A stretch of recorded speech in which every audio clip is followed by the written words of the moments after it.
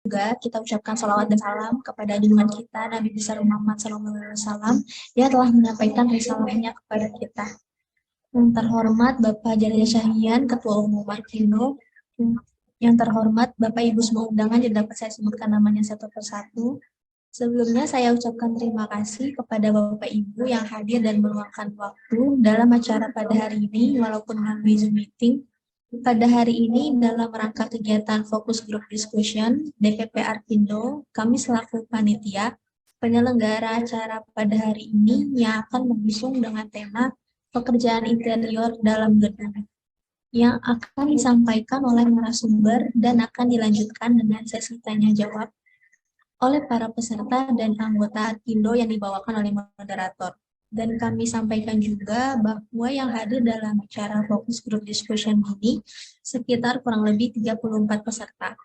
Demikian laporan dari kami. Sekali lagi terima kasih dan saya mengucapkan mohon maaf bila ada salah kata. Semoga kegiatan yang akan kita laksanakan ini berjalan dengan lancar. Akhir kata, wassalamualaikum warahmatullahi wabarakatuh. Terima kasih. Assalamualaikum warahmatullahi wabarakatuh. Nah, acara selanjutnya yaitu sambutan dari Ketua Umum Asosiasi Arkindo oleh Bapak Haji Reza Syahian. Waktu dan tempat kami persilahkan.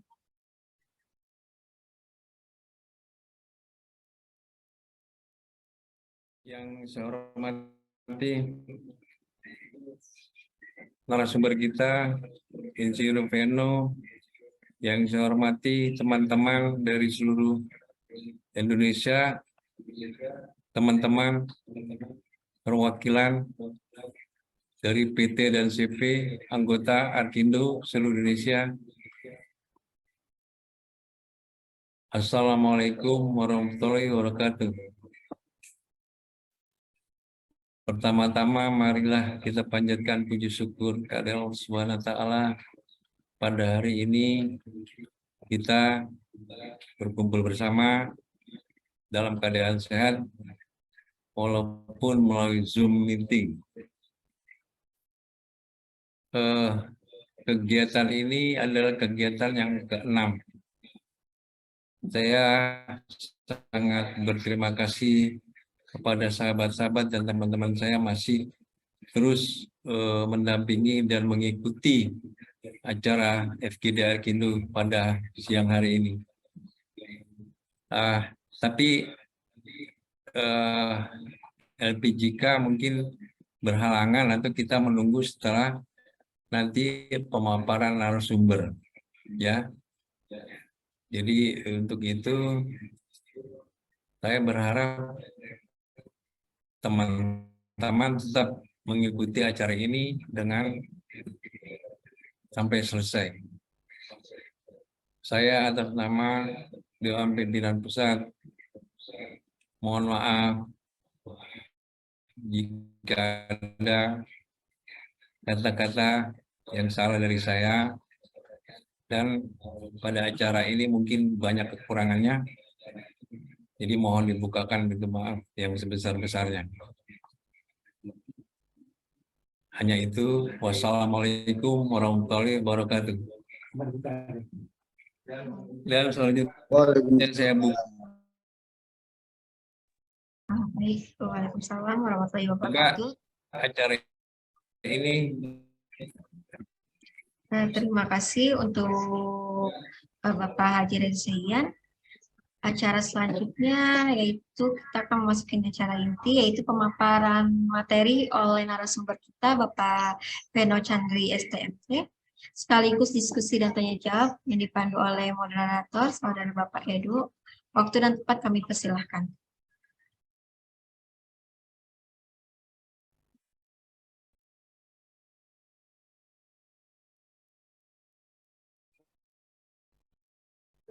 Assalamualaikum warahmatullahi wabarakatuh. Waalaikumsalam. Waalaikumsalam warahmatullahi wabarakatuh. Yang kami hormati Bapak Ketua Arkindo Haji Reza Syahian, yang kami hormati rekan-rekan pengurus Arkindo di seluruh Indonesia yang hadir pada Zoom saat ini, dan para peserta Zoom yang hadir pada acara FGD ini. Terima kasih banyak atas waktu yang diberikan kepada kami untuk menyampaikan pemaparan terkait dengan pekerjaan interior di dalam gedung.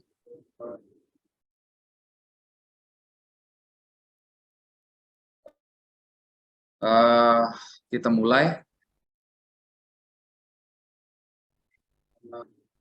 Judul dari MGD kita pemaparan ini adalah pekerjaan interior di dalam gedung. Mungkin di sini kami tidak membahas secara detail tentang teknis-teknis pekerjaannya, lebih kepada garis besar dari pekerjaan.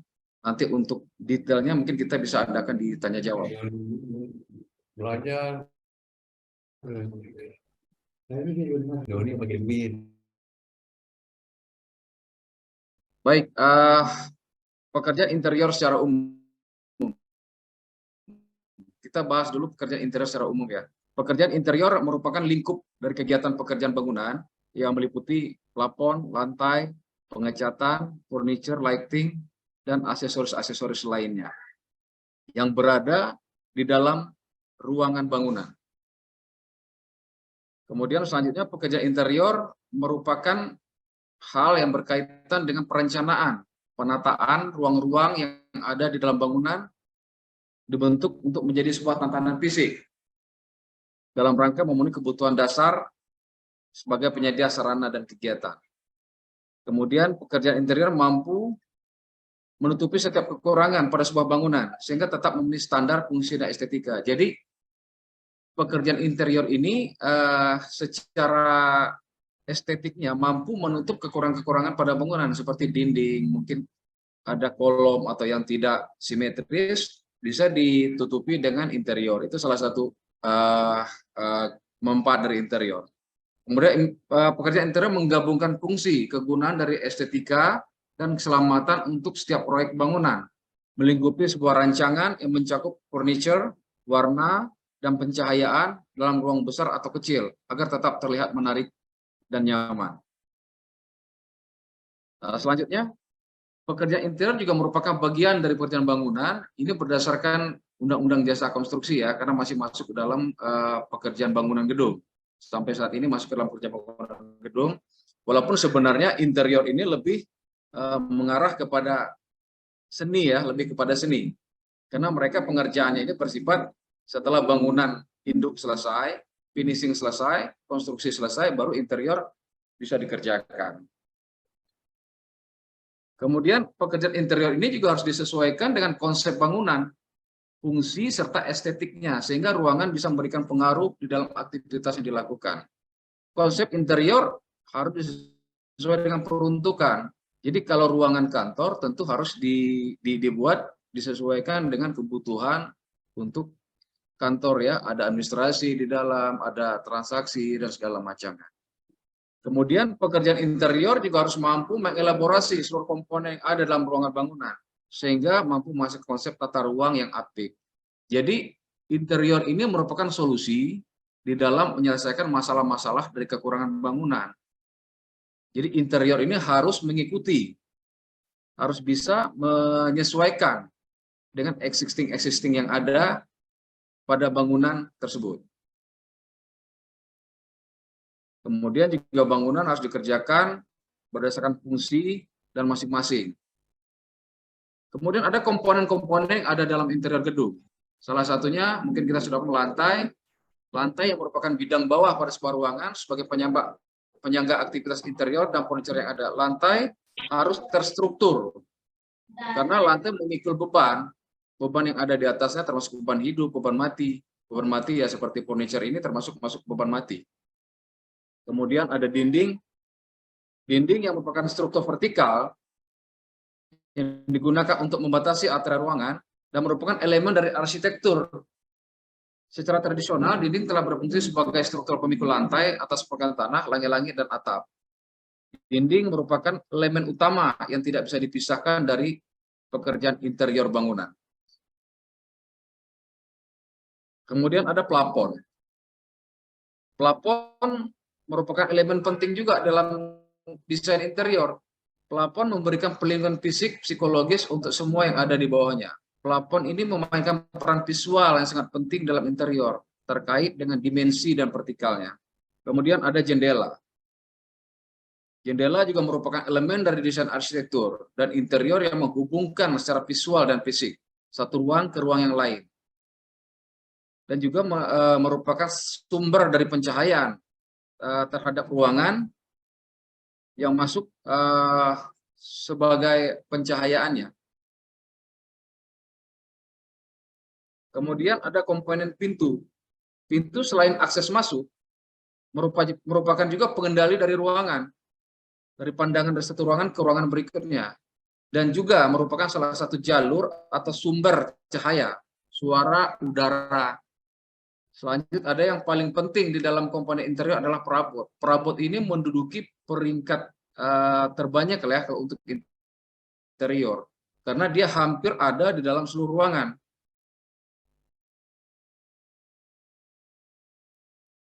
Kemudian ada aspek dan prinsip dari dasar interior gedung.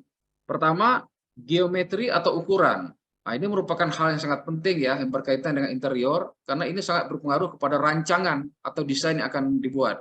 Kemudian ada juga aspek yang harus kita pertimbangkan dari bentuk, meliputi bagaimana orientasi dan karakteristik ruangan, dimensinya, sirkulasi, ruang gerak, dan sebagainya.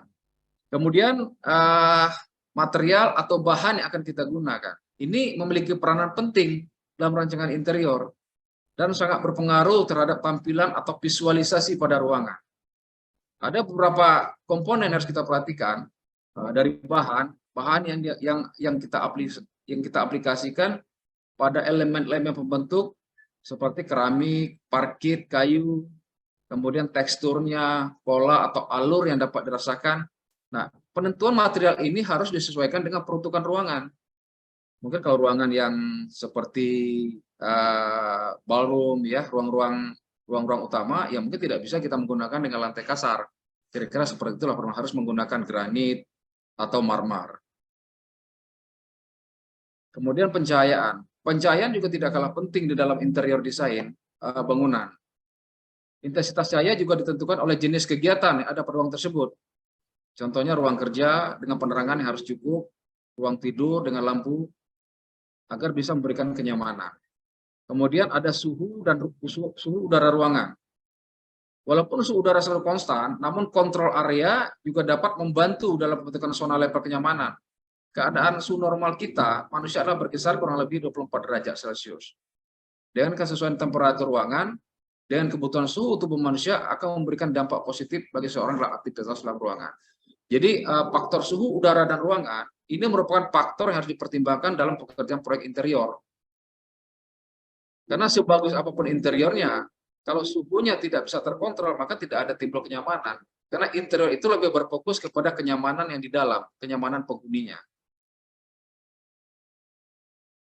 Kemudian interior pada bangunan gedung, lantai, selain merupakan elemen penting dalam interior, lantai merupakan landasan yang menjadi dudukan atau tempat dari produk interior furniture. Kemudian dalam menentukan konsep sebuah lantai, perlu kita perhatikan peruntukannya dan mengacu kepada kebutuhan serta fungsi dari ruangan tersebut. Karena lantai merupakan elemen yang esensial dalam desain bangunan dan merupakan area yang paling sering dilalui. Sehingga penting sekali untuk menentukan jenis yang tepat atau karakter sifat dari material lantai untuk mengaplikasikan ke dalam bangunan. Contohnya mungkin untuk ruangan yang berkumpul, ya, public area, mungkin kita bisa menggunakan lantai jenis kayu dan vinil.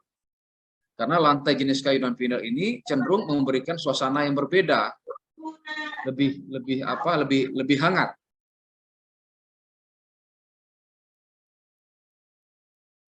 Kemudian ada ruangan yang memiliki tingkat higienis yang tinggi.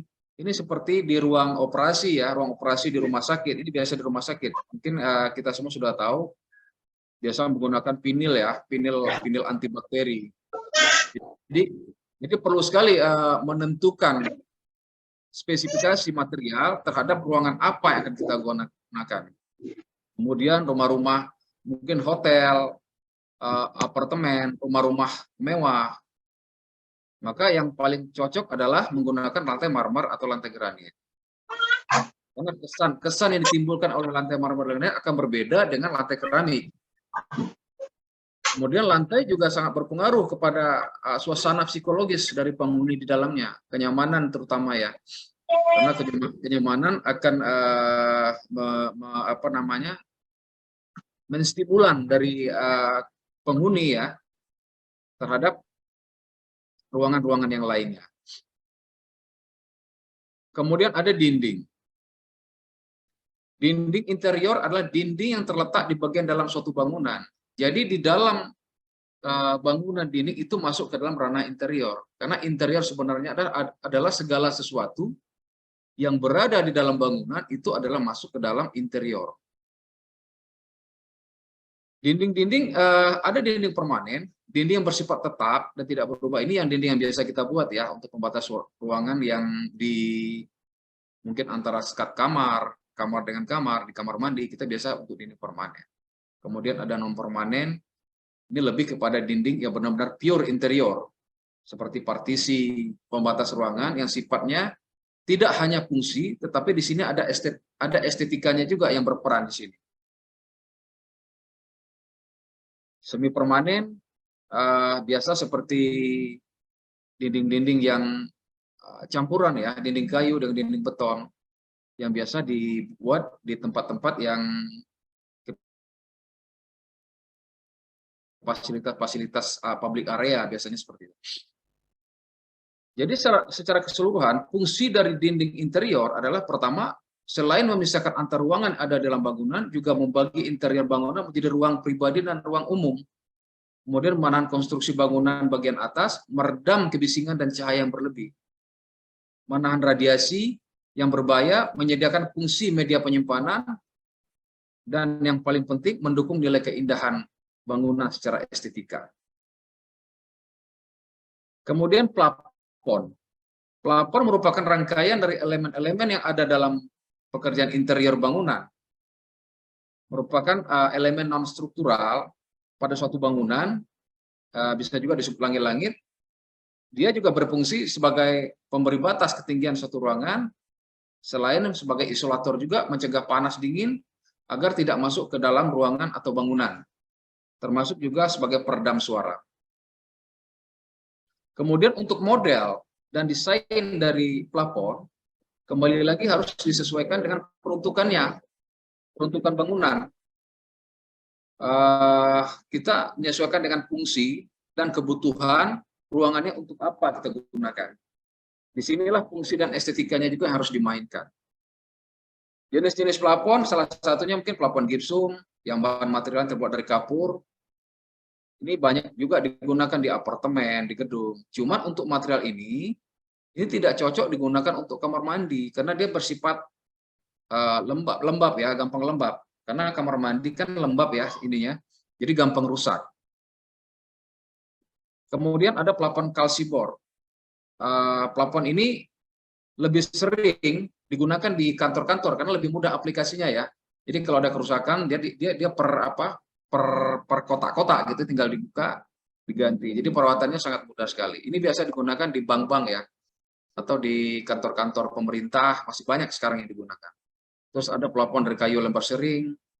Nah, ini plafon interior yang biasa dibuat untuk ruangan-ruangan yang memerlukan kesan natural, artistik. Nah, kita biasa digunakan plafon ini. Kemudian ada plafon PVC yang saat ini sedang ngetren ya, merupakan plafon yang terbuat dari material plastik, yang terbuat dari polyvinyl chloride. Memang plafon ini terkenal awet dan tahan api dan tahan rayap. Mungkin saat ini plafon ini banyak sekali digunakan, tetapi kalau secara desain, secara interior, tidak semua plafon PVC ini bisa kita masukkan, kita pasangkan, atau kita terapkan di setiap ruangan-ruangan. Harus menyesuaikan juga dengan peruntukan-peruntukannya. Ada plafon metal yang berupa lempengan logam tipis, tapi ini jarang sekali dipakai. Ini biasanya di industri-industri ya, di pabrik-pabrik yang lebih. Tapi kalau di bangunan-bangunan yang sifatnya bangunan publik, ini jarang sekali digunakan. Kemudian ada jendela yang merupakan bagian dari interior, merupakan bagian juga tidak terpisahkan karena dia mengatur pencahayaan yang masuk ke dalam ruangan, mengatur kelembaban udara. Jadi jendela merupakan elemen penting juga di dalam proses pekerjaan interior bangunan. Kemudian model dari jendela ini juga sangat berpengaruh kepada pekerjaan interior bangunan yang akan dikerjakan. Jadi konsep interior yang dibuat di dalam bangunan itu nanti harus mengacu juga ke model jendela yang sudah dibuat agar ada kesinambungan atau estetika antara bangunan pelengkap dengan bangunan yang bersifat aksesoris. Bahan-bahan dari jendela saat ini pun banyak ya, ada dari kayu, aluminium, PVC, masing-masing memiliki kelebihan dan kekurangannya. Kemudian pintu yang merupakan bagian dari interior, selain sebagai akses keluar masuk, merupakan penghubung antara satu ruangan ke ruangan lain. Fungsinya secara garis besar sebagai pengaman, menjaga privasi, penghubung ruangan, sebagai akses masuk utama, keindahan, dan sirkulasi udara. Kemudian jenis-jenis pintu yang biasa diaplikasikan kepada interior bangunan, ada pintu yang disebut pintu plus door. Ini dia modelnya dia menghadap ke depan, permukaannya halus, menangkap, terkesan sederhana. Ini banyak digunakan di hotel-hotel juga. Dengan desainnya universal, jadi ini memang cocok untuk diaplikasikan hotel. Kemudian ada pintu panel. Pintu panel kombinasi antara dan panel, pintu klasik interior. Ini lebih sesuai digunakan untuk bangunan-bangunan rumah tinggal mewah, mungkin ya lebih cocok dipasangkan di sini. Kemudian pintu gudang ini banyak juga sekarang digunakan dengan model rel ya, model rel dan trek, banyak juga digunakan di bangunan-bangunan yang berkonsep industri. Sekarang pun kita lihat juga hotel-hotel sudah banyak juga yang memakai konsep industri, tidak monoton, tidak monoton klasik, minimalis modern dan segala macam. Kemudian ada pintu bipol atau pintu akordeon. Ini pintu yang bisa dilipat ya. Ini biasa kita gunakan pintu-pintu ini kalau di bangunan, mungkin di garasi ya, model sistem lipat. Ini masuk ke dalam bagian pekerjaan interior juga. Kemudian ada pintu saku, pintu geser yang kiri kanan, digeser kiri kanan, jadi dia tidak terlihat. Ini biasa digunakan juga di perkantoran antara pemisah ruangan. Kemudian ada pintu Prancis, ini biasa digunakan di hotel-hotel ya, di hotel yang supaya view atau landscape-nya, kalau ada di lantai 2 atau lantai 3 ada landscape, digunakan pintu-pintu seperti ini. Jadi pandangannya bisa lepas ke depan. Kemudian ada pintu louvre. Pintu ini biasa digunakan di ruangan-ruangan wardrobe ya, di hotel pun sering-sering kita lihat. Jadi mereka mungkin dia kamar-kamar yang presiden atau apa, ini dipakai yang pintu-pintu seperti ini. Jadi pemisah antara ruangan kamar dengan ruang ganti. Nah, ini ada satu pintu rahasia. Ini biasa digunakan di perbankan. Interior pintu ini seperti dia menyatu dengan dinding. Jadi memang terkesan begitu ditutup tidak kelihatan bahwa itu adalah pintu. Ini yang biasa digunakan di bank-bank ya, di perbankan biasanya di teller seperti itu ya, di kasir mereka supaya akses masuk keluar masuknya tidak terlalu kelihatan. Nah, ini yang paling penting pada pekerjaan bangunan gedung, yaitu perabot atau furniture. Ini salah satunya, mungkin ada kitchen set ya. Kitchen set adalah furniture penting yang dibuat pada dapur dalam satu bangunan. Kitchen set adalah termasuk elemen penting dalam interior bangunan, dikarenakan setiap bangunan pasti memiliki ruang dapur. Ini biasa di hotel-hotel ya, di hotel-hotel atau di apartemen, pasti menggunakan produk kitchen set dari interior.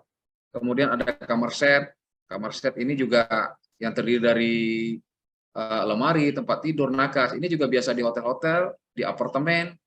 Nah, ini merupakan ranah dari pekerjaan interior dalam bangunan gedung. Kemudian ada wardrobe ya, ruang ganti pakaian, ruang pakaian terpusat atau sentral. Ini biasa digunakan di rumah-rumah mewah. Ini pasti ada ruang untuk ganti pakaian. Ini termasuk di hotel-hotel juga. Kemudian ada partisi ruangan, dibuat sebagai pembatas atau penyekat ruangan yang berfungsi untuk memisahkan antar ruangan dalam suatu bangunan. Nah, sifatnya lebih kepada fungsi dan estetik. Ini biasa di hotel, apartemen, dan rumah tinggal. Kita sering lihat ya, kalau di lobi hotel pasti ada partisinya. Nah, ini juga merupakan bagian dari pekerjaan interior bangunan. Kemudian ada backdrop interior. Backdrop interior biasa diaplikasikan pada kantor, hotel, di bagian front office. Backdrop berfungsi sebagai dinding pembatas ruangan dan front office. Ini mungkin kita lihatlah di kantor-kantor ada seperti ini. Dinding pembatas di samping berfungsi sebagai interior, tapi dia membatasi ruangan publik dengan ruangan privasi. Kemudian ada namanya meja bar. Meja bar ini biasanya di hotel-hotel, ini di restoran ya. Ini pasti ada. Furniture ini dibuat pada ruang bangunan seperti restoran dan ruang santai pada bangunan gedung dan hotel, apartemen dan rumah tinggal. Untuk pekerjaan interior minibar, lantai sebagai landasan harus benar-benar rata. Hal ini dimaksudkan agar posisi meja bar berada dalam ketinggian yang merata. Karena lantai ini sangat berpengaruh nanti kepada konsep, desain, dan produk yang dihasilkan di dalam pekerjaan interior bangunan.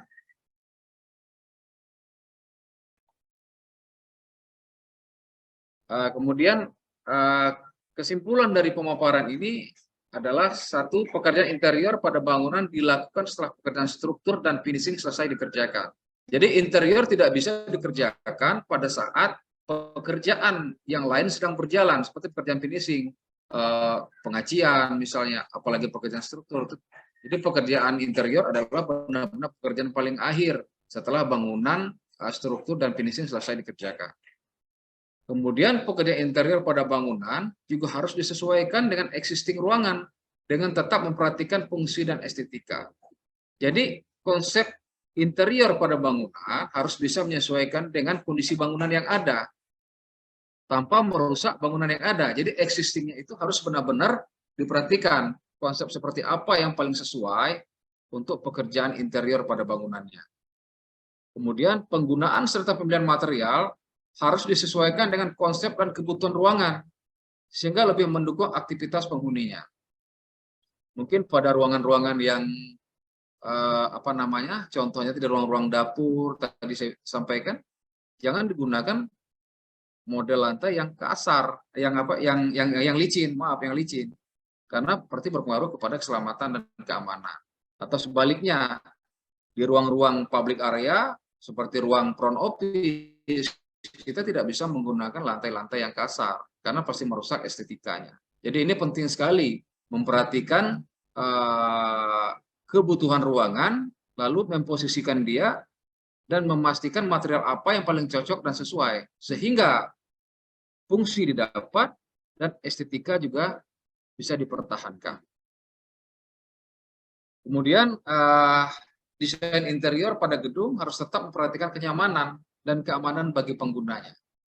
Jadi pekerjaan-pekerjaan interior, furniture dikerjakan harus tidak membahayakan penghuninya di dalam bangunan. Ya seperti konsep yang ruangan yang ramai, kita tidak bisa membentuk suatu konsep yang mungkin bangunan-bangunan yang model lancip, karena akan sangat berbahaya bagi para penghuni yang mobilitasnya tinggi di situ.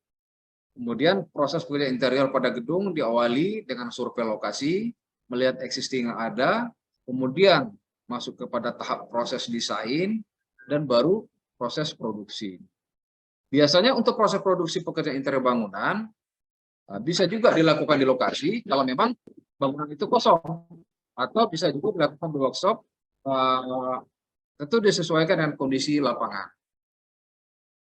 Jadi, perlu sekali kita dalam pekerjaan interior bangunan memperhatikan bentuk tata ruang, terus kemudian mengkonsepnya sesuai dengan kebutuhan, fungsi ruangan, baru kemudian mencari atau menentukan material-material apa yang akan kita gunakan.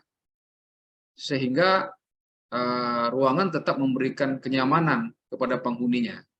Karena interior itu memang berfokus kepada kenyamanan, berbeda dengan eksterior. Kalau eksterior hanya dia bersifat ketahanan. Keindahannya nomor 2, tapi dia sifatnya ketahanan. Tetapi kalau interior benar-benar sifatnya adalah kenyamanan. Kenyamanan orang atau penghuni di dalam. Mungkin ini yang dapat kami paparkan. Kalaupun nanti ada pertanyaan, silakan kita coba di sesi tanya jawab. Karena memang kita tidak mengupas secara teknis. Karena kalau saya kupas terlalu teknis, terlalu panjang. Dan waktunya nanti tidak cukup. Demikian yang dapat kami sampaikan. Saya tutup dengan wabillahi taufiq wal hidayah.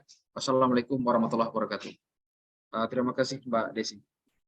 Waalaikumsalam warahmatullahi wabarakatuh.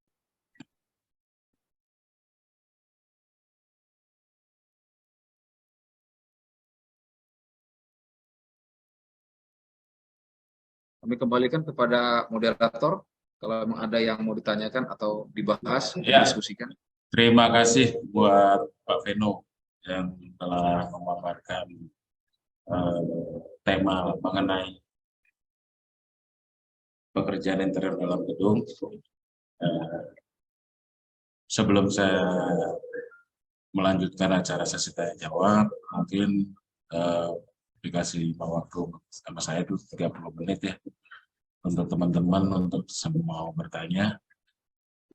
Mungkin dari anggota atau dari perwakilan yang mau bertanya mengenai interior dalam gedung. Waktu dan tempat kami persilakan. Yang mau bertanya silakan.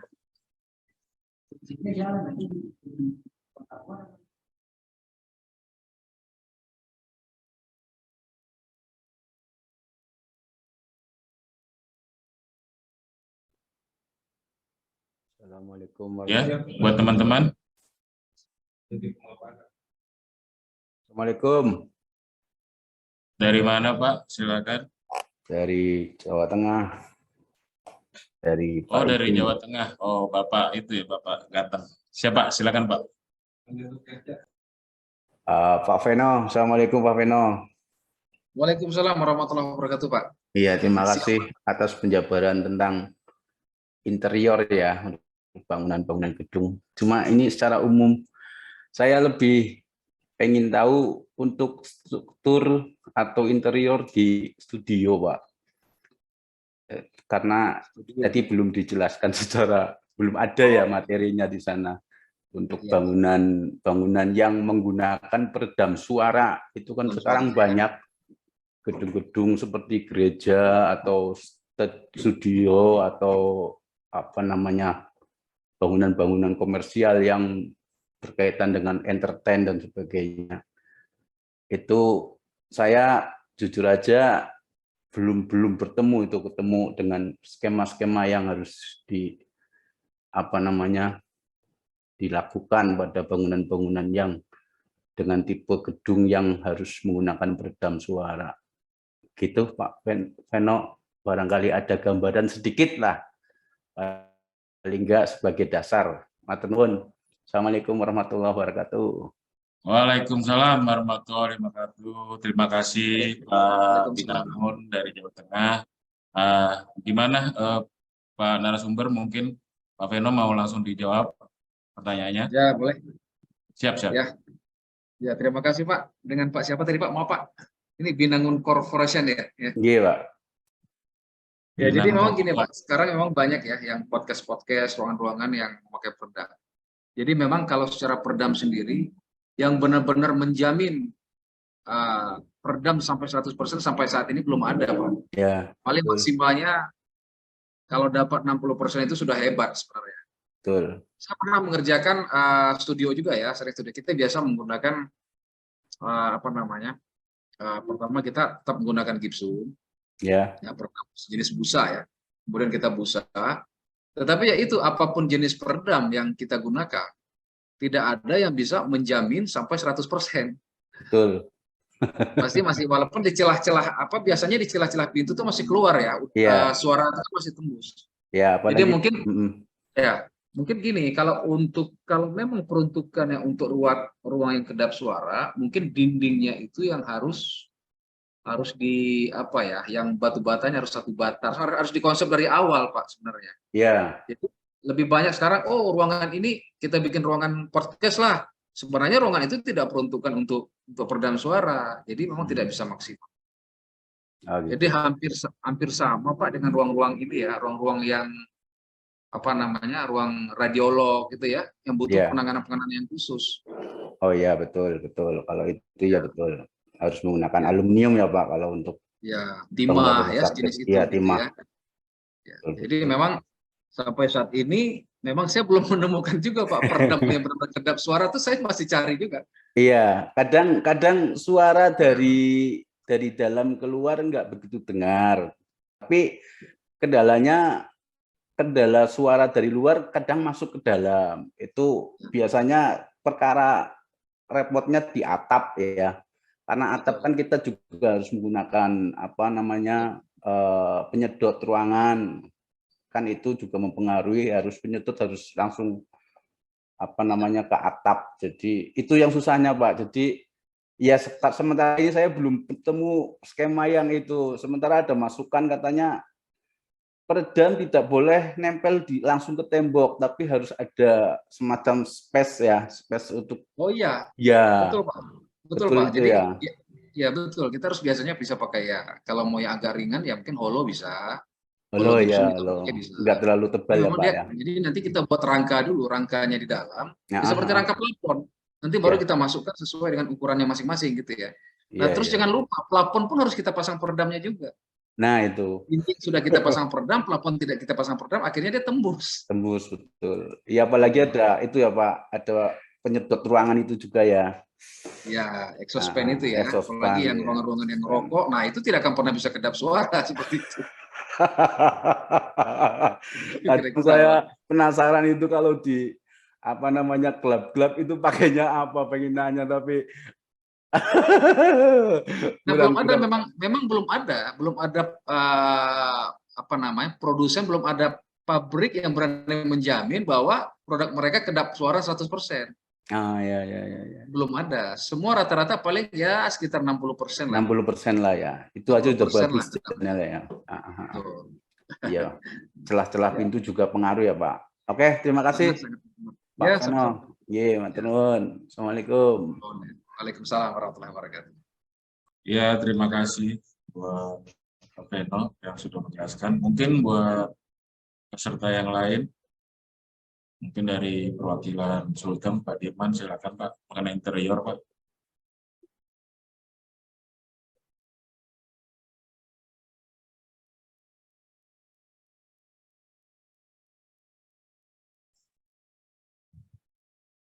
Ya, halo. Ya Pak Dirman, silakan Pak.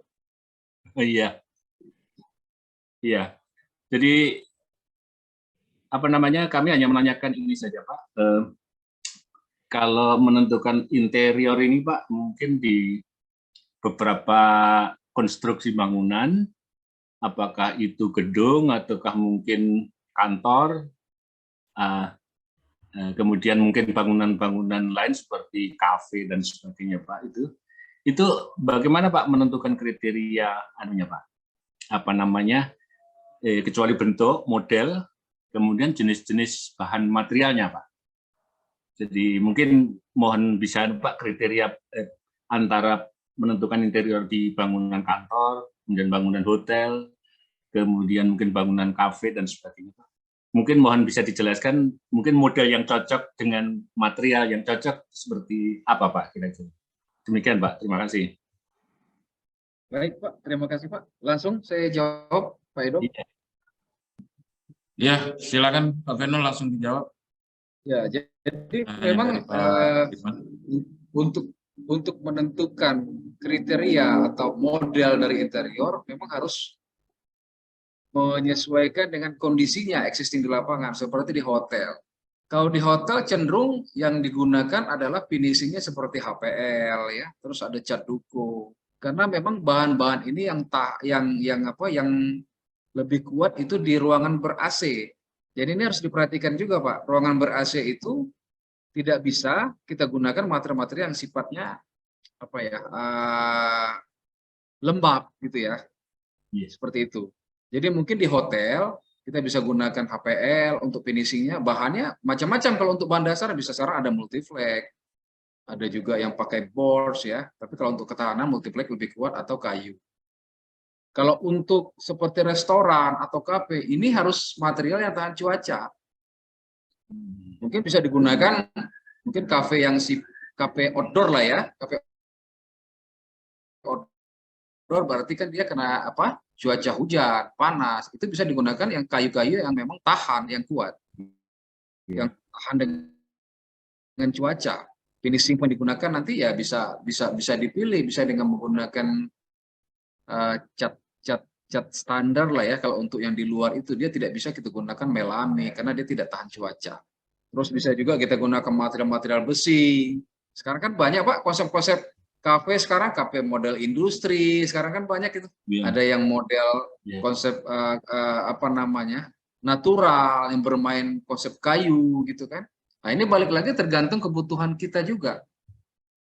Tentu kita harus menentukan kita konsep apa dulu mau kita buat.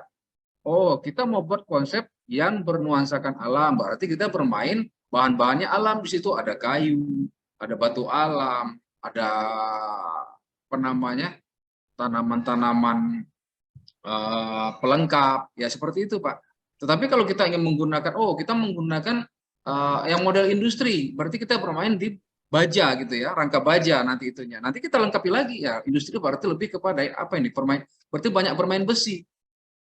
Berarti bisa kita lengkapi dengan ornamen-ornamennya, yang besi-besi seperti itulah kira-kira Pak. Jadi harus menyesuaikan dengan kebutuhan dulu. Kita tahu dulu kebutuhan kita apa, setelah kita mau kebutuhan, kita kebutuhannya ini, baru kita atur ke konsep desainnya. Tentu desain outdoor dengan indoor berbeda, materialnya pun berbeda juga. Seperti material HPL, terus cat duko, itu mereka tidak kuat kalau untuk di outdoor. Mereka tidak tahan dengan cahaya sinar matahari. Tapi kalau di dalam hotel, HPL dan cat duko atau melamik itu sangat kuat sekali, mereka bisa bertahun-tahun. Kira-kira begitu Pak ininya Pak. Kalau faktor pencahayaannya Pak, apakah itu juga berpengaruh Pak? Kekuatan cahayanya Pak, keterang, itu apa ada pengaruh terhadap desainnya atau modelnya itu Pak, desain interiornya Pak? Kalau cahaya mungkin hanya berpengaruh kepada finishing saja mungkin Pak ya. Kalau mungkin kafenya outdoor, itu larinya finishing, mungkin catnya yang mungkin ya yang berpengaruh. Tetapi kalau secara struktur kan tidak, apalagi kita menggunakan besi. Jadi mungkin kalau daerah-daerah panas yang temperaturnya tinggi, ya lebih baik menggunakan konstruksi baja. Yang menggunakan kayu, dia agak cepat rusak. Iya, betul. Ya, kalau di dalam ruangan, saya rasa cahaya itu tidak terlalu berpengaruh dia ya kepada ininya, kekuatan. Karena kalau HPL dia akan lebih kuat kalau memang lebih kuat kalau ada AC gitu loh Pak. Jadi itu lebih kuat. Tapi begitu ada panas dia akan ngeletek gitu loh. Buka. Jadi memang peruntukannya seperti itu. Untuk yang eksterior dan interior itu tidak bisa di interior dibawa ke interior atau eksterior dibawa ke interior nggak bisa. Karena fungsi dan ketahanannya berbeda. Itu Pak. Iya Pak. Terima kasih Pak. Terima kasih. Ya, sama-sama Pak. Ya, terima kasih Pak Dirman. Terima kasih sumber Pak Beno yang sudah memberikan jawaban untuk Pak Dirman. Dan saya ucapkan terima kasih telah bergabung dari LPJK, Pak Seno, koordinator bidang 1 LPJK. Mungkin nanti setelah sesi tanya jawab ini mungkin langsung ke Pak Seno.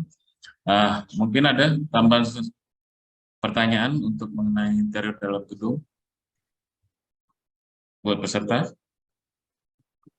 Mungkin dari PT DIPA, Wirawa silakan mau bertanya. Atau buat anggota yang lain.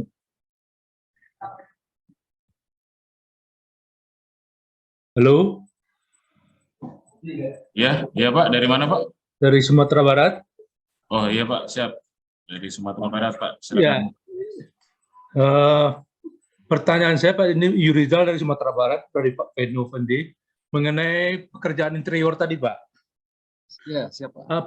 Kita kan dalam mendesain suatu perencanaan gedung, kan Ya. lebih banyak, di saat itu tidak ada kita ke arah masalah renovasinya itu. Apakah bisa dibikin dari awal kita merencanakan, langsung kita membuat semacam interior apa yang akan kita bikin, sehingga seperti Bapak tadi bilang kan harus merencanakan dinding yang lebih tebal, sehingga nanti kita mengharapkan dapat dengan suara yang kedap. Mungkin juga untuk yang lain-lain, apa mungkin begitu Pak? Terima kasih Pak. Baik Pak, terima Ya kasih. Pak, ya, Pak. Sekian Pak ya. Ya langsung Pak Peno dijawab. Baik ya, terima kasih. Harusnya bisa Pak. Memang biasanya yang dilakukan, jadi memang interior ini memang sudah kita konsepkan dari awal. Ini biasakan di swasta Pak. Kalau di kita di proyek pemerintah, biasanya kan terpisah Pak antara konstruksi bangunannya dengan interiornya. Biasanya interiornya menyusul untuk tahap kedua, kan gitu kan. Tetapi kalau di swasta, di hotel-hotel lah, itu mereka pasti sudah membuat konsepnya. Gedungnya, terus interior dalam itu sudah dibuat semua gambar desain rencana. Ya. Jadi memang yang betulnya kalau memang ada rencana untuk pembuatan interior, memang harus dikonsep dari awal. Oh iya. Ya. Jadi kita tahu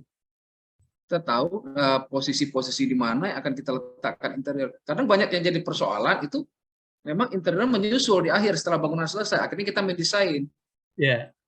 Pada akhirnya apa? Pada akhirnya interior itu harus menyesuaikan dengan existing bangunan. Itu yang terjadi kan sekarang. Oh ini ada kolom nih, ada kolom besar. Gimana caranya ya biar nutupin kolom, kan itu yang terjadi. Walaupun sebenarnya bisa diaplikasikan, tidak ada masalah. Cuman lebih prefernya lagi, lebih bagusnya lagi bahwa konsep setelah desain arsitekturnya selesai, desain interiornya harus segera dibuat. Sehingga nanti kita tinggal menjalankan, ngikutin aturan-aturannya, tinggal ngikutin gambar dan bestek yang sudah dibuat. Dan kalau di swasta-swasta Pak, di hotel entah kantor, itu sudah semua Pak, sudah. Jadi begitu gambar struktur arsitektur jadi, interiornya Pak sudah ada. Tetapi di pemerintah kan tidak bisa Pak seperti itu. Biasanya kan ada tahap bangunannya gitu kan. Nanti baru lanjut kepada interiornya. Ada tahap 1, tahap 2 kan. Nilai DED-nya jadi besar juga jadinya Pak ya. Gimana Pak? Nilai DED-nya jadi besar juga jadinya kalau nanti itu dia Pak. Ya. Ya, Pak. Karena biaya interior Pak, biaya interior itu hampir 80% dari biaya bangunannya. Kalau kita ikuti betul Pak, bahkan bisa lebih. Itu interior kalau kita, karena memang interior kan bermacam-macam bahannya.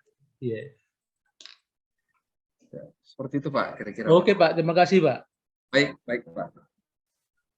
Oke, terima kasih Pak Peno yang sudah menjelaskan, dan saya ucapkan terima kasih untuk perwakilan Sumbar juga. Mungkin saya tambah satu lagi yang mau bertanya.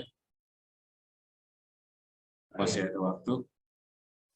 Mungkin dari anggota atau perwakilan.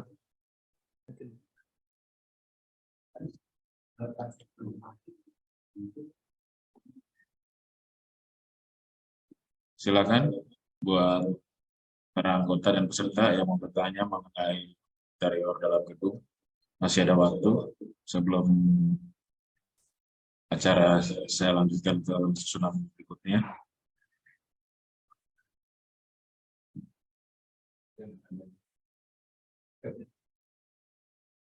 Ya, mungkin nggak ada yang bertanya lagi ya. Mungkin acara sesi tanya jawab ini saya sudahi, dan kita melanjutkan dengarkan dari LPJK Koordinator 1 Pak Seno. Mungkin acara sesi tanya jawab ini saya sudahi. Saya ucapkan terima kasih kepada para anggota dan sumber Pak Seno yang telah memaparkan materinya. Acara akhir kata dari saya, koordinator Saya ucapkan terima kasih dan kembalikan ke MC. Silakan MC. Baik, terima kasih untuk narasumber dan moderator untuk pemaparan dan tanya jawabnya. Selanjutnya kita akan ada sambutan dan diskusi tanya jawab dari Koordinator Bidang 1 Lembaga Pengembangan Jasa Konstruksi Kementerian PUPR kepada Bapak Senoren di waktu dan tempat kami persilahkan. Baik, terima kasih Bu MC. Yang terhormat, sebentar. Oke. Yang terhormat Pak Reza, Ketua Asosiasi Arkindo, yang kami hormati Bapak Ibu sekalian dari DPP maupun dari, ini ada daerahnya juga Pak Reza, DPD-nya dari Arkindo, serta para anggota dan narasumber yang hadir pada acara FGD pada sore hari ini. Assalamualaikum warahmatullahi wabarakatuh. Selamat sore, salam sejahtera, salam untuk kita semua. Waalaikumsalam warahmatullahi wabarakatuh. Baik, pertama-tama mohon izin pada Bapak Ibu sekalian, kami menyampaikan permintaan maaf kami, khususnya dari Bapak Lude Iqbal yang sejatinya memberikan sambutan pada kegiatan FGD pada sore hari ini, namun karena kebetulan di waktu yang bersamaan beliau ada agenda di tempat lain, jadi beliau menugaskan kepada saya untuk hadir pada acara FGD yang dilaksanakan oleh Arkindo. Jadi Bapak Ibu sekalian, kalau dari yang saya baca gitu di surat undangannya, FGD dalam rangka persiapan akreditasi Asosiasi Arkindo ini, kami dari LPJK dapat menyampaikan dari kegiatan ini supaya Arkindo ini bisa pada periode berikutnya gitu ya, pada akreditasi berikutnya bisa dapat segera terakreditasi, gitu, dapat memenuhi semua persyaratan terkait akreditasi, khususnya di sebelumnya itu terganjal di program PUB ya kalau nggak salah ya Pak Reza ya. Betul. Iya, betul Pak. Betul. Kan mungkin dengan adanya kegiatan ini yang sudah disusun oleh timnya Pak Reza dari DPP Arkindo ini untuk pelaksanaan program PUB ini bisa dapat terselenggara dengan baik, dapat terlaksana lancar dan dapat memberikan manfaat yang sebesar-besarnya para anggota dari Asosiasi Arkindo ini. Mungkin itu yang dapat kami sampaikan Bapak Ibu sekalian. Ini barusan ada info lagi dari Pak Iqbal, mungkin jika memang nanti waktunya cukup gitu ya, mungkin sekitar 30 menit lagi katanya mungkin bisa ikut bergabung. Mungkin itu yang dapat kami sampaikan kepada Pak Reza dan tim beserta Bapak Ibu sekalian dari anggota badan usaha dari Arkindo yang dapat kami sampaikan. Sukses terus buat Arkindo, semoga lancar usahanya dapat segera terakreditasi. Amin, amin. Amin, Pak. Terima kasih. Assalamualaikum warahmatullahi wabarakatuh. Waalaikumsalam warahmatullahi wabarakatuh.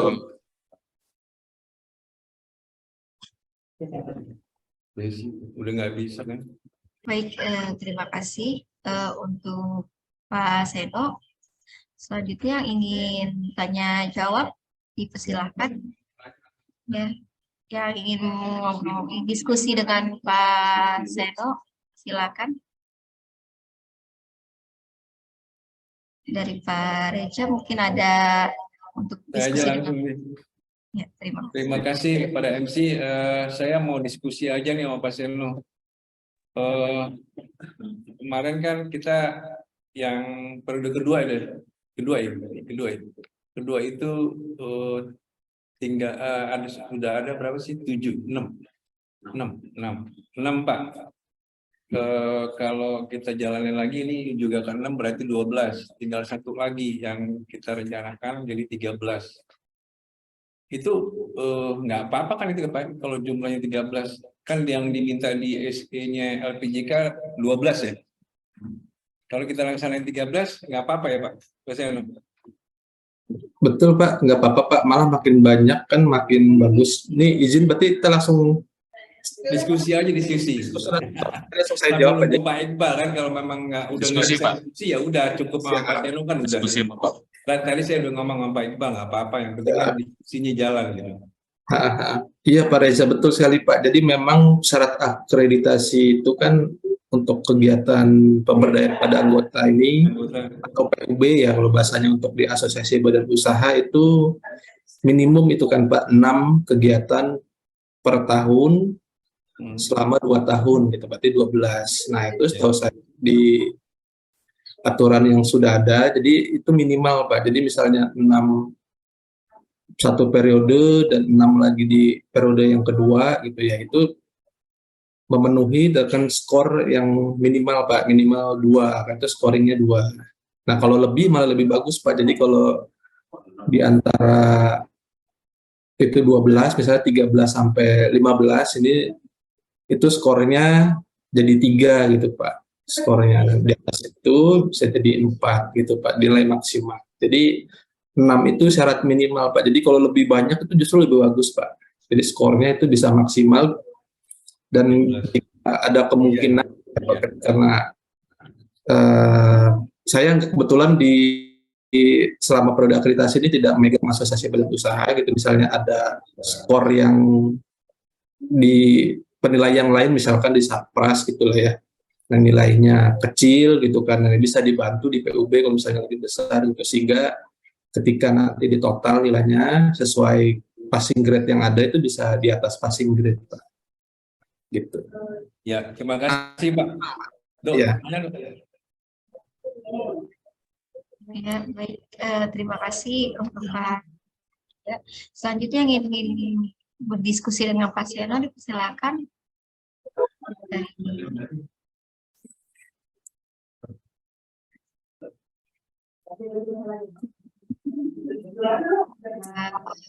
Pak John, apakah ada yang mau ditanyakan? Pak Badayat ada nggak Pak Badayat? Nggak ada. Nggak ada. Tidak hadir. Mas Wiwit. Ya, dari Pak Wiwit, silakan. Mas Wiwit ada nggak? Ada, tapi nyalain Pak kameranya. Runanya. Ya, untuk Pak Wiwit, silakan untuk mau bertanya, mau berdiskusi.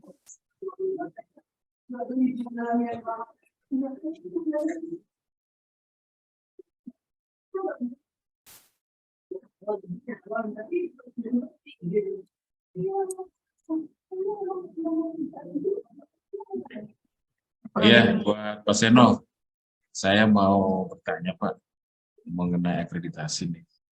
Kan Arkindo ini sudah 6 kali Pak mengikuti akreditasi ini kan. Nah ini untuk yang besok ini ke-7 kali Pak. Seandainya udah kalau ke-7 kali kita nggak lolos juga, apa masih bisa Pak kita diterima untuk mengajukan lagi? Ya Pak Edo, akreditasi ini dibuka sepanjang masa Pak, dan tidak ada batasan pada satu asosiasi gitu ya Pak. Untuk mengajukannya itu misalnya dibatasi hanya 7 kali tadi, tidak Pak. Jadi asosiasi ini bisa terus-terusan gitu Pak. Jika belum berhasil di periode ini, di periode berikutnya daftar lagi itu tidak masalah Pak. Itu silakan saja asosiasi mengajukan permohonan akreditasi pada LPJK setiap pada masa periodenya, itu kami persilakan Pak, tidak kami batasi. Jadi bisa ngikut seterusnya Pak sampai kita terakreditasi gitu Pak. Betul Pak. Tapi kalau sampai 10 kali 12 kali enggak juga, udah deh Pak, mending saya ngambil orang LPJK saya suruh ngurusin Pak. Itu kalau sampai 12 kali, ini 4 kali lagi mereka udah bubar. Gitu. 2 tahun ya kan, dengan kita kan kemarin gini Pak. Setahun itu 3 kali, 4 kali lagi udah habis masa bakti mereka semua. Dari kemarin gini Pak. Kemarin yang kita pelajaran itu di batch 6 itu kan kita udah melakukan pendampingan segala macam sampai kita diundang oleh LPJK ke kantor LPJK, langsung diskusi masalah apa sih kendalanya dia gitu kan, hanya hanya tinggal pemberdayaan anggota. Mungkin mudah-mudahan yang batch ke-7 ini kita bisa terakreditasi Pak Dokter. Karena semua sudah diberitahukan oleh tim sekretariat dan kemarin sempat diundang juga ke LPJK kan, apa yang Mas Fatih yakin. Mudah-mudahan Pak di batch 7 ini kita berhasil. Terima kasih Pak. Ini Pak, tambah diskusi nih. Kita kan kemarin sudah Pak Taufik, terus semua udah Pak Iqbal, tinggal yang ke-7 ini nanti Pak Sarif. Ya, terus saya kan juga sudah bercerita lah sama teman-teman semua. Mudah-mudahan ya ada kayak gini. Kan ada kemarin tuh Pak Tri semualah cerita itu ada satu apa namanya aturan yang dibuat sama LPJK sama teman-teman Bapak lah. Di situ kan pertama masuk diperiksa, divalidasi verifikasi sama sekretariat. Terus yang kedua Pokja. Ini kan terjadi juga sebelum di PU kan, sebelum ini dipercayakan kepada LPJK. Saya juga sempat nanya kepada Pak Prof. Saya bilang itu sekretariat sama Pokja tuh perbedaan tugasnya tingginya tinggi mana gitu. Kan kita pasti kenanya di Pokja. Saya udah bilang sama Pak Sarif kan pernah bekas dirjen. Itu Pokja itu apa tuh Pak? Dia ngerti kelompok kerja. Kok kita bisa di backlist atau direferensiin tidak lulus, tidak itu. Kan sebetulnya mereka cuma meriksa, balik lagi ke sekretariat kan gitu harusnya. Kira-kira begitu. Artinya pertanyaan ini agak sedikit jelimet gitu Pak. Kira-kira gimana itu Pak? Iya Pak, jadi pada prinsipnya Pak, kalau ini yang pengalaman yang sudah LPJK lakukan ya Pak selama 5 batch itu kan, yang pertama kali kan waktu itu di PUPR ya Pak ya. PUPR. Betul. Jadi memang batasan antara tim sekretariat dengan Pokja gitu ya Pak ya. Di sekretariat itu mereka hanya mengecek kelengkapan gitu kan Pak ya, kelengkapan permohonan yang disampaikan atau bahasanya disubmit gitu ya Pak lewat aplikasi terhadap semua persyaratan dokumen akreditasi gitu Pak ya. Jadi mereka hanya memeriksa kelengkapan sesuai persyaratan yang tercantum di SE 8 LPJK gitu, yang terbaru kan SE 8 tahun 2022. Ya. Yang permennya permen 10 gitu. Nah, mereka semua itu dilakukan oleh 2 verifikator Pak, masing-masing satu asosiasi itu 2 verifikator. Ya. Nah, jadi misalnya ada satu verifikator berbeda dengan verifikator lainnya itu pasti mereka harus sepakat dulu gitu ya, kalau biar bisa lanjut ke Pokja gitu untuk kelengkapan gitu ya Pak. Jadi di sekretariat itu belum ada membicarakan nih isinya ini benar atau enggak gitu ya Pak ya. Gitu. Jadi mereka hanya memeriksa kelengkapan, kecuali memang pada saat persyaratan gitu kan Pak, ada beberapa persyaratan yang memang dari sisi kelengkapannya itu udah bisa langsung dilihat.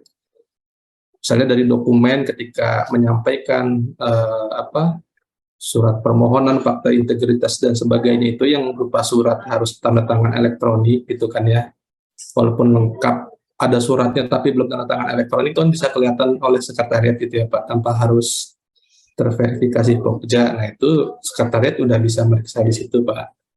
Nah kalau nanti semuanya sudah lengkap maupun tidak lengkap, nah itu sekretariat itu hanya berupa laporan itu Pak, lengkap atau tidak lengkap pada tim Pokja gitu ya. Nah di pedoman itu, di aturan, yang berhak naik ke tim Pokja adalah yang dinyatakan lengkap oleh tim sekretariat Pak. Jadi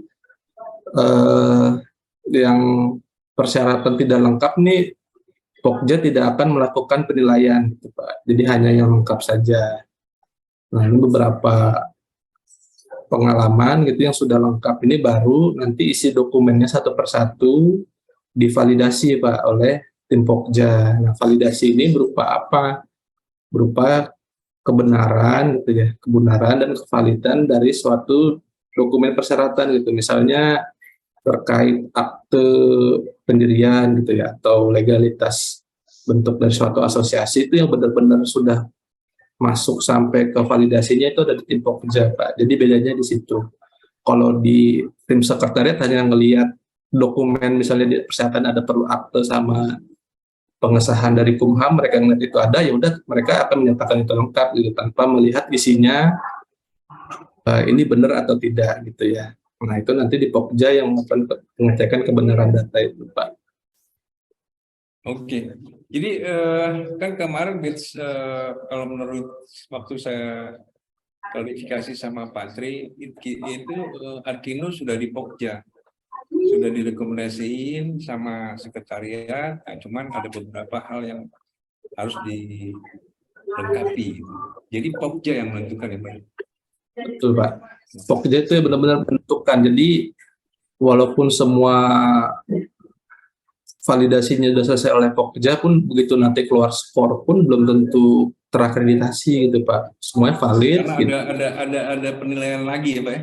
Scoring lagi, Pak. Pokja, kunci pengurus ada skor gitu ya. 2,75 gitu kan, Pak ya. 2,75. Jadi di atas itu baru ya bisa dinyatakan terakreditasi gitu, Pak. Jadi ada scoring lagi, misalkan ini kalau pengalaman yang banyak itu kan scoringnya yang bisa variatif tuh di sebaran anggota sama di pemberdayaan ini, Pak, di pemberdayaan pada anggota. Ya. Gitu. Jumlah anggota kan semakin banyak scoringnya makin besar, pemberdayaan pada anggota juga sama, Pak, semakin banyak semakin besar gitu ya. Nah, kalau itu kita anggotanya yang cukup banyak, Pak. ya, Pak. Jadi ya saran gitu, kalau memang kalau PUB ini kan bisa dikejar gitu ya. Kalau dibanding anggota kan ya mungkin dalam periode yang singkat untuk menambah anggota kan sulit gitu. Tapi kalau PUB kan bisa dikejar. Nah, itu kejarnya ke nilai maksimal, Pak, ke skor 4 gitu kan. Kalau di 4 itu kalau nggak salah di atas 12 kegiatan per tahun. Gitu. Ya. Banyak Pak, itu. terima kasih banyak Pak Siro ya. Cukuplah. Ya, Pak. Desi. Terima kasih. Selanjutnya yang ingin bertanya atau ingin dipersilakan.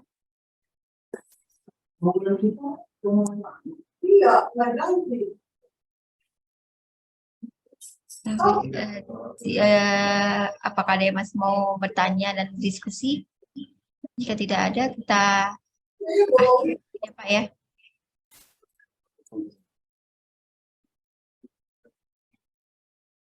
Baik, sudah tidak ada.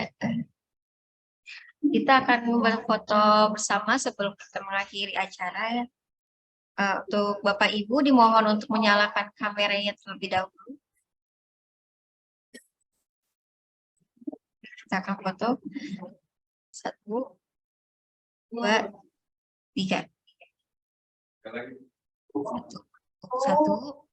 2, 3. Ya, selesai.